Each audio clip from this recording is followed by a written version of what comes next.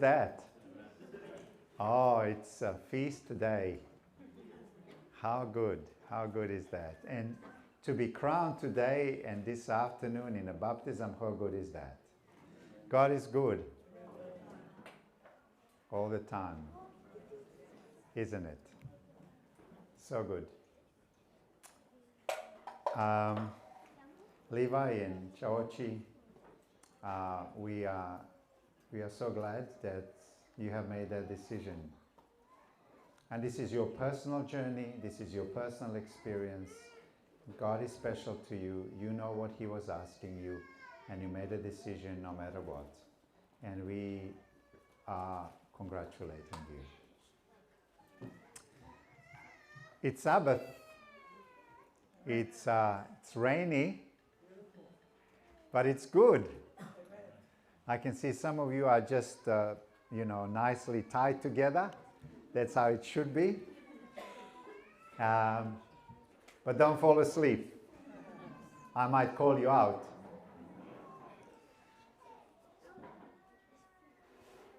If you have your Bibles, you can open it, but we will also have the text up projected on a screen.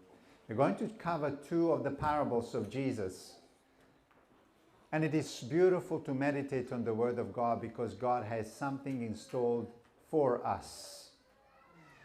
Now, I have entitled this sermon, The Transforming Nature of the Gospel. And here is the text, and you will see where we are heading as we go through it. He told them another parable. The kingdom of heaven is like a mustard seed which man took and planted in his field. A little mustard seed that a farmer planted in his farm, in his field.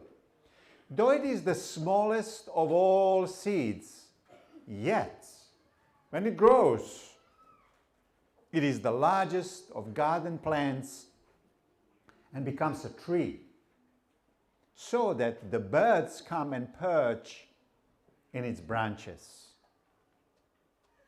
He told them still another parable. The kingdom of heaven is like yeast that a woman took and mixed into about 60 pounds of flour until it worked all through the dough. So, here it is. Jesus sitting before the people, religious leaders and people, and he's telling them these two parables. Parable of the mustard seed, a tiny, tiny seed, but also a parable of a woman making a bread and using extremely important ingredient to make a bread. So, the mustard seed parable is all about this tiny yet a very potent seed, which when it placed in the field, in the soil, can grow into a huge tree. Who would have thought? Tiny, seemingly insignificant seed, yet becomes so important and so large.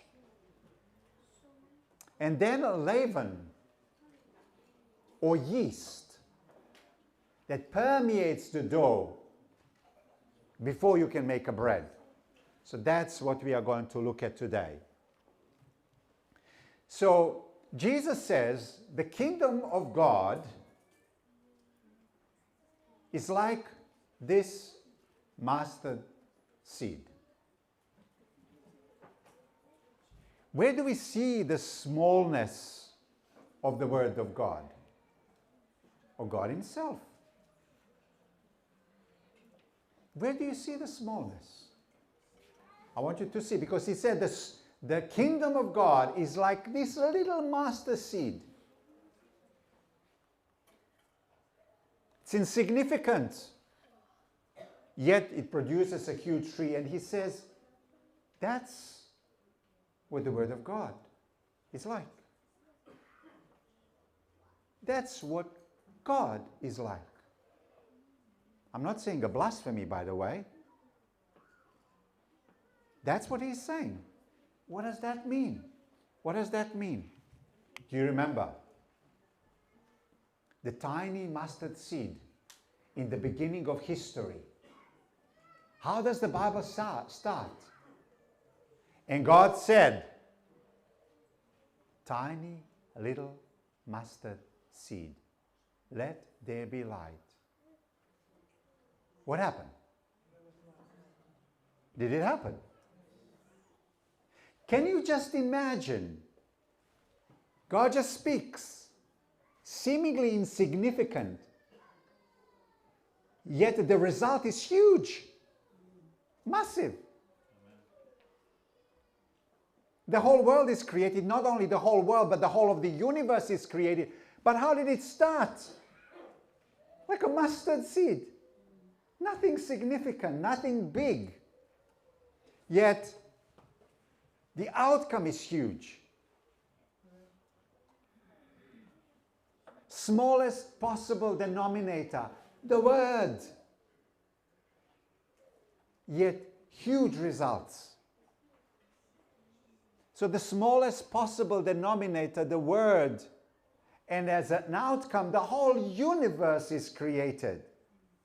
Do you see the principle behind? And the kingdom of God is like a mustard seed. You pay no attention to mustard seed, do you? I don't. Who would? Yet he says, don't you know? It is so important. It creates the world, creates the universe. Word, insignificant. You know, later on, John, a youngest disciple of Jesus, would latch onto this, and he said, in the beginning was the Word. And the Word was with God, and the mustard seed became God. Do you see that?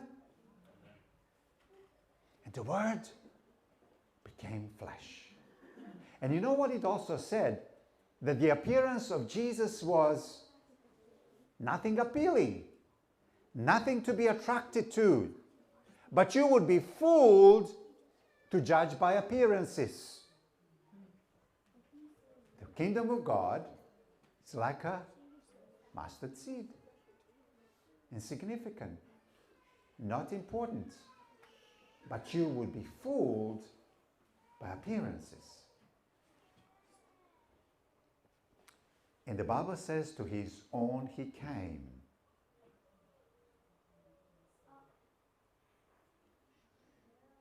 While nothing attractive about him on the outside, yet such a potency was in him.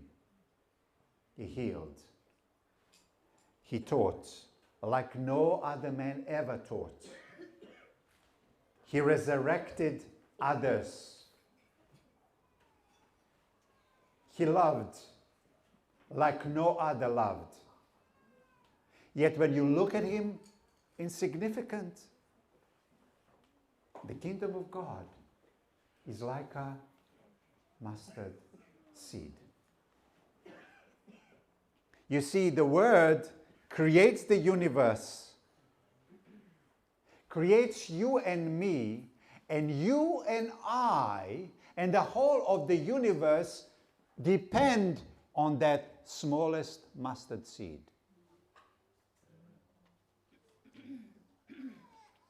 If we don't pay attention to that smallest mustard seed, we will perish. And our lives and our eternal destiny will be in danger. And so many do not pay attention to it.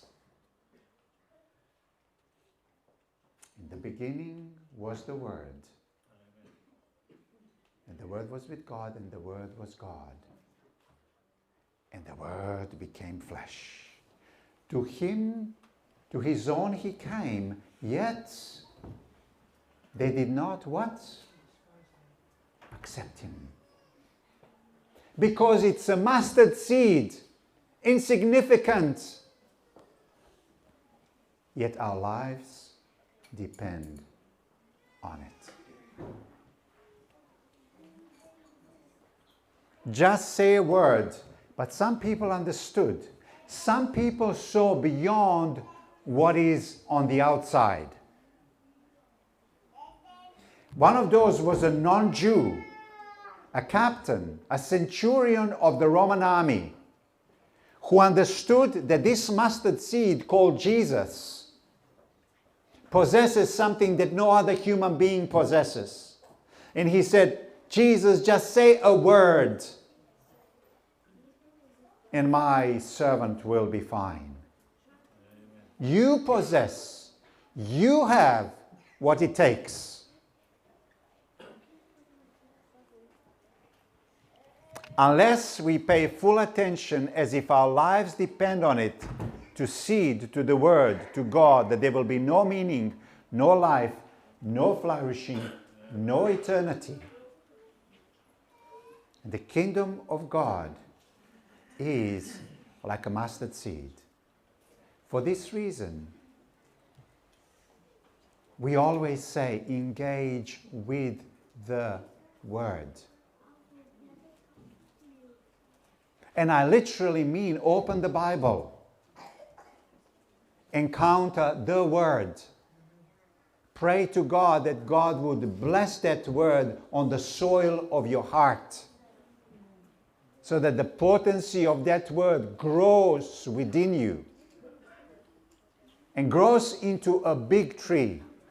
And the word became flesh and dwelt in your heart and in my heart, and becomes a huge tree. It's insignificant, yet it is so crucially important. He came to his own, but they did not receive him. Yet to all who did receive him, to those who believed in his name, he gave right to become what? Children of God. Children born not of natural descent nor of human decision, but born of God. So, what is the lowest denominator? You see, you have the word. You see, you have the little mustard seed, the lowest denominator. But what is it, that lowest denominator? We already said that the word, the seed, came to die for us as sinners. That is the lowest denominator. He became flesh. To his own he came, and for a reason to die for us and for our sins. Jesus came and accepted us and died in the process. That is the lowest denominator. For this reason he came, and that is to come in touch with the sinful human hearts. And for that reason he would have to die. But his death and our acceptance of him produced the tree. Do you see that? That is the lowest denominator. When God came and he became a flesh, he came for a reason that he would dwell in us and with us. So that when we come into a loving, saving relationship with him, he would die for us. Because somebody has to die for our sins. And today that is what we are remembering. Today is a communion. Today we remember the death of Jesus. For what reason he came down on planet Earth.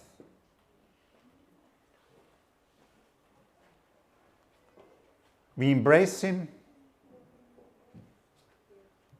and it produces within us love and repentance for our sins. He makes us new. He makes us new. Well, that's the first story, and the first story is all about the potent nature of the mustard seed, that lowest denominator, that can bring about a change in us and make all the difference. But the second parable is all about the transforming nature of seed, or the word of God in us. So another parable he told them or spoke to them, the kingdom of heaven is like leaven, or like a yeast, which woman took and hid in 3 measures of meal till it was all leavened. So the mustard seed parable is all about the minuscule, apparent insignificance of the gospel, which hides within itself life properties, and when unleashed within human heart, it brings flourishing. However, the leaven parable is all about the gospel, which influences and permeates all aspects of our lives and affects the lives of those around us. In Tao, leaven touches and penetrates everything. How many of you have made bread? Pizza. You like pizza, but did you make one? You made one. I've done actually pizza, and I have gone through the process of making a dough, and I have put yeast in it, and I have seen the process. I remember taking the whole dough after I put it and did what I needed to do, and then took it outside, and it was sunny, just to speed up a process, you know, because it's in the sun, it will come and do the process much quicker. And you can literally see it's kind of growing, hey? It's quite amazing. And Jesus said, the kingdom of heaven is like a yeast in a dough. What are the lessons we learn from here? We understand with the mustard seed that it has the potency, which is explosive, which can do so many things, which can grow a tree. But what about a yeast? Kingdom of God is like a yeast. In our hearts, gospel touches and disturbs and permeates everything. You see, yeast in a dough absolutely permeates the whole thing, doesn't it? Permeates the whole thing. So the gospel in our lives, when it comes, absolutely touches everything. There is nothing in our lives that gospel will not touch. Everything will be touched by the gospel. So there is no aspect of our lives that the gospel doesn't come to. You can't say to God, I'll give you all of this, but this is my little room, and that's it. You can't get in here. No. The gospel absolutely touches everything. Everything is affected and changed by it. It is reference point to everything in our lives, and nothing in our lives remains indifferent to it. That's the parable of leaven. That's the parable of yeast. But what does it do when it comes in touch with everything in our lives? What does it do? What does the gospel do when it comes in touch fully with our lives? What does it do? Okay. Stay with the whole story of yeast. What I would say to you, it evens everything up. Doesn't it? It lifts up what is important, but we have neglected. Did you get what I'm saying?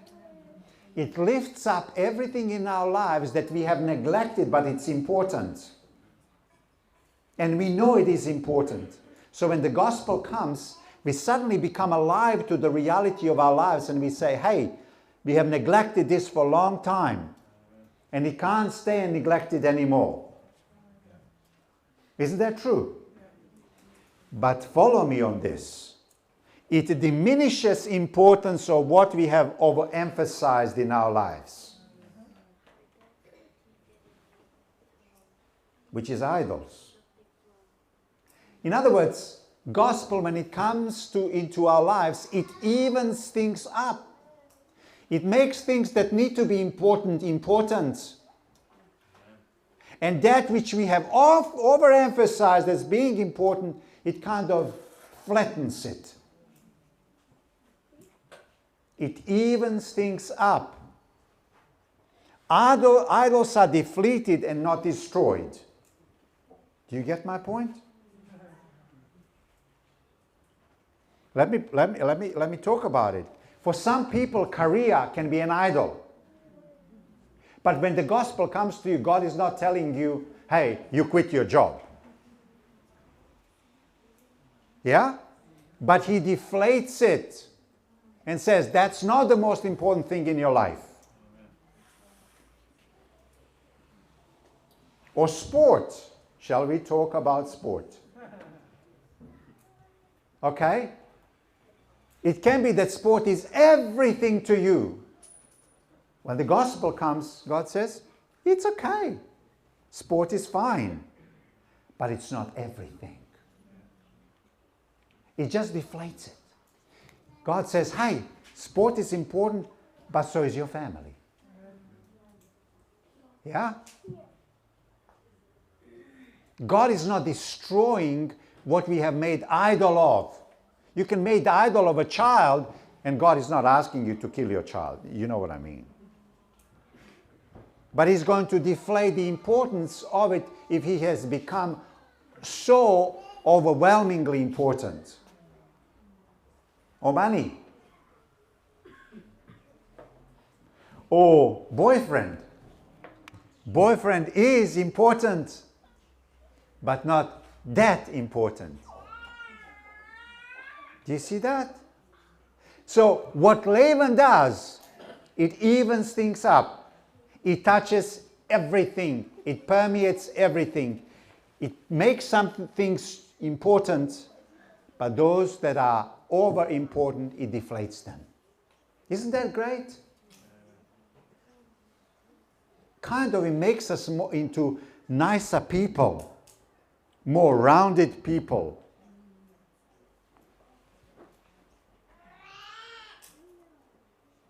Suddenly, what becomes important?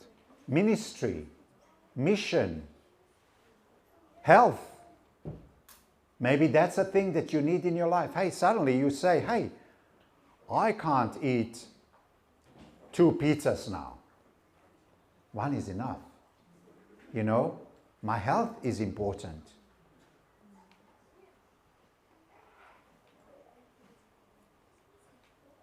Or if you haven't worked, God says, hey, it's important for you to work. Or family time.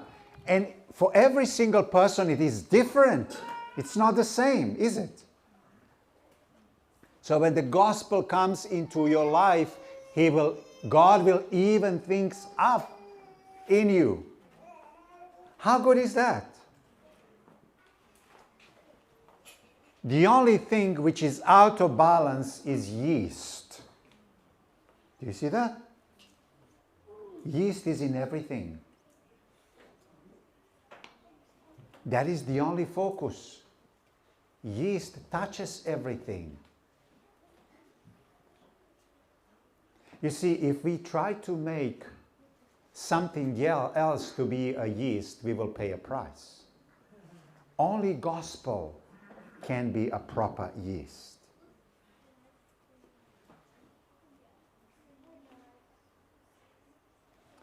Another important thing is this. Because, well, we are talking about yeast. Ultimately, it's there for what? To make a bread. And this is the clincher. This is the clincher now.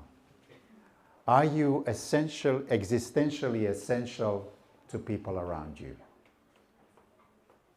Because that's what bread is.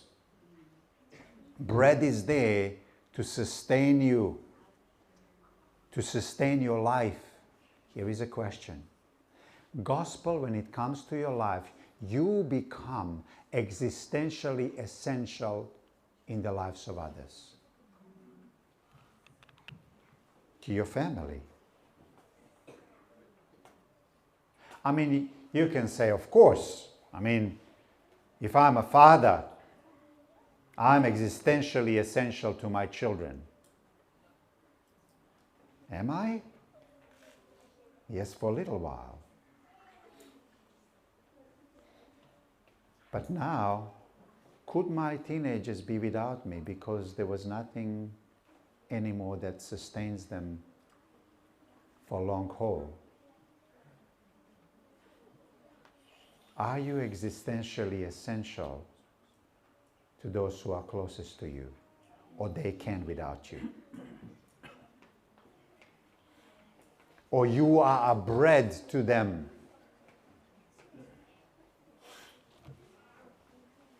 Is your life, are you life-sustaining to others? That's what bread is. You see, that's what the gospel does in our hearts. Yeast eventually is there for the sake of bread. And you and I are there to become a bread to others.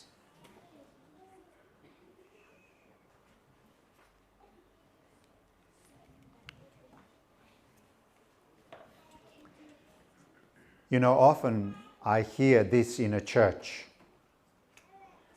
and follow me very carefully on this. Person may come to church and not be noticed, and leave the church, and they said, I've come, nobody noticed me, and I'm disappointed.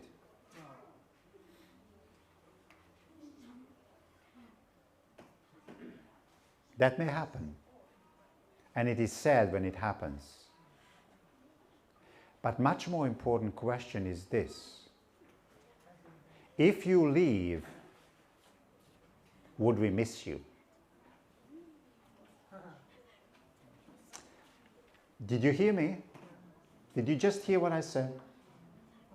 If you leave, would we miss you? In other words, are you existentially essential for where you are? You are so important that when you leave, there will be a gaping hole in the church. I don't think you heard me. That is quite a statement. Because that's what bread is. You can't live without bread. You know, when Stephen was stoned in the first Christian church, remember the event? You know what the Bible says? It says that men, not women, but women were probably involved, men cried like little babies. Do you know that that's what it says? Men cried like babies because they have lost somebody who was existentially essential in the church.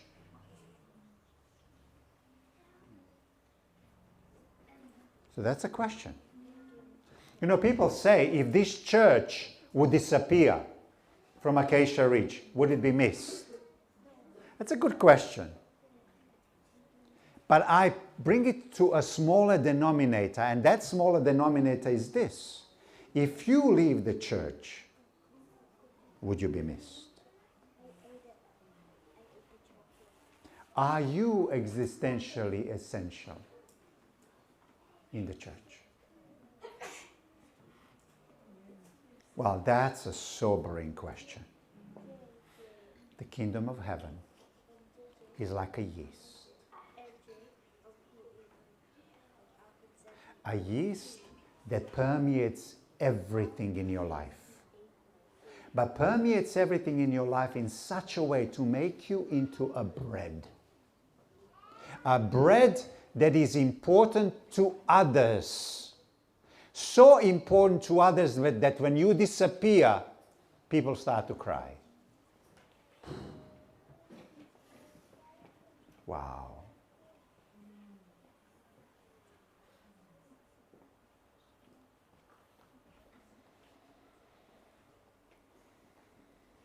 When Jesus truly becomes your bread of life, you in turn become the bread of life to others. Leaven, yeast, gospel makes you existentially essential and life-sustainingly important to others. That's when Jesus spoke that day, and the kingdom of heaven is like a mustard seed. Pay attention to the lowest denominator. Pay attention to the lowest denominator. And may I say to you that what we are doing today is the lowest denominator. You acknowledge that you are a sinner, that you need Jesus more than anything in your life. He came to die for you. And as you and I accept Him and cherish Him more than anything else, this gospel seed will grow within us into a beautiful tree, useful to others. But also, it's like a leaven.